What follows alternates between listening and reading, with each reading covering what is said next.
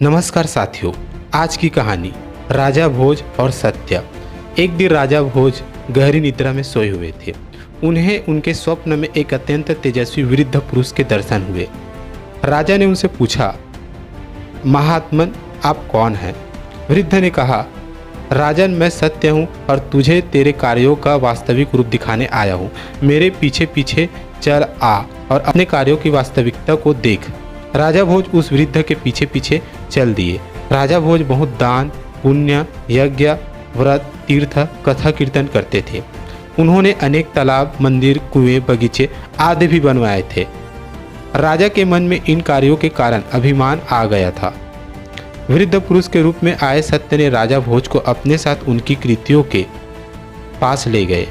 वहां जैसे ही सत्य ने पेड़ों को छुआ, सब एक एक करके सूख गए। बगीचे बंजर भूमि में बदल गए।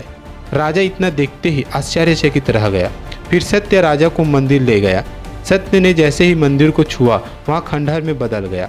वृद्ध पुरुष ने राजा के यज्ञ, तीर्थ, कथा, पूजन, दान आदि के लिए बने स्थानों, व्यक्तियों आदि चीजों को ज्यों ही छुआ, वे सब राख हो गए।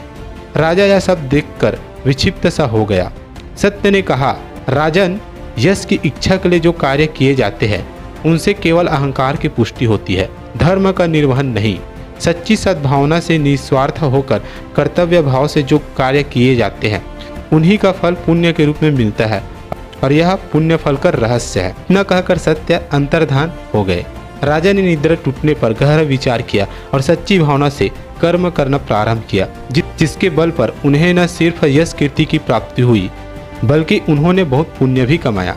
शिक्षा मित्रों, सच ही तो है, सिर्फ प्रसिद्धि और आदर पाने के नजरिए से किया गया काम पुण्य नहीं देता। हमने देखा है कई बार लोग सिर्फ अखबारों और न्यूज़ चैनल्स पर आने के लिए झाड़ू उठा लेते हैं या किसी गरीब बस्ती का दौरा कर लेते हैं। ऐसा करना पुण्य नहीं दे सकता। असली पुण्य तो हृदय से की गई सेवा से ही उपजता है, फिर वो चाहे हजारों लोगों की गई हो या बस एक व्यक्ति की। धन्यवाद।